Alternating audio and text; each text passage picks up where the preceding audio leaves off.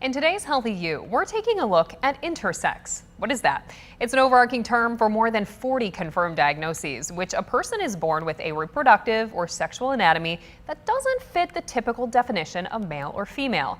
Now, because the term is so broad, it's tough to find a statistic that covers how common this is in the world. But what we do know is it's roughly 1 in every 2,000 births, but that can range from subtle to more noticeable differences.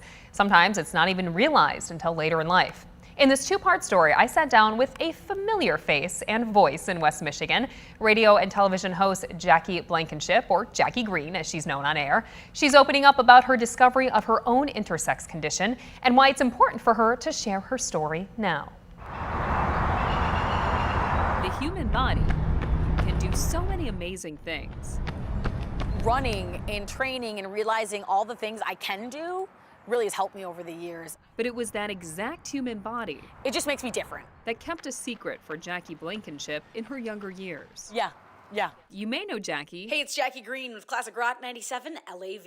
from here, I've been in radio and television for, at this point, 12, 13 years. but that's not what this story is about. There's more to Jackie Green, who they know me as, than what they used to hear or see on the news. It's about her life's hidden chapters And know my intersex story. and how, at 40 years old, she's now changing the narrative. Because my whole life, I was told by people in the medical profession, from family, from friends, that this intersex condition I had should be kept a secret.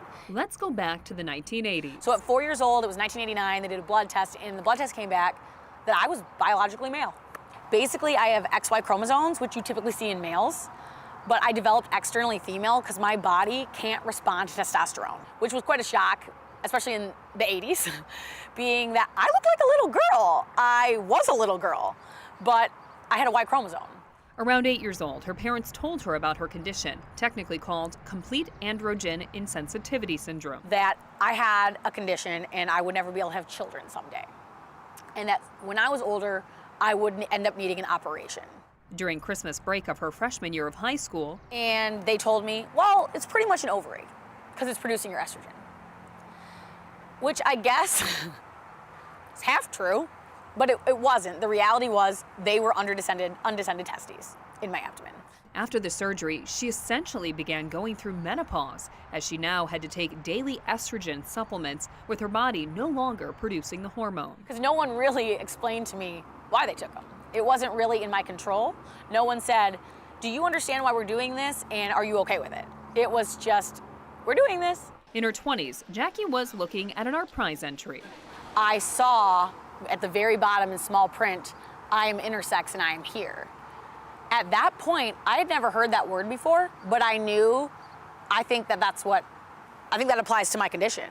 So I could not stop thinking about it. And I went back to my house and I Googled intersex. And I felt very like, oh my gosh, I'm intersex. That's what I am. At that point in her life, her close friends and family knew about Jackie's condition, but not many else because doctors encouraged her not to. They would use, in my opinion, triggering language that told me not to tell anybody. I had a very good normal, female experience.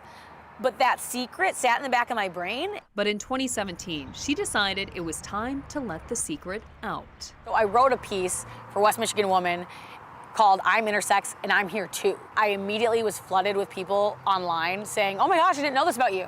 I've known you my whole life, I didn't know this about you. Well, it's because I was told by everyone that people wouldn't accept that. She may have once been told to keep her condition a secret. But that's not Jackie's story anymore. My body proving me wrong has been the best part of my experience with being intersex, is understanding that I can do more than I've been told I can do, and I can do more than even I think I can. And coming up tomorrow at 6, catch part 2 of Jackie's story. Hear more about her family life, how she found a way to have a child, and how she's now finding the drive to tell her story on a larger platform. You can also watch the full extended interview in this story on 13ourside.com.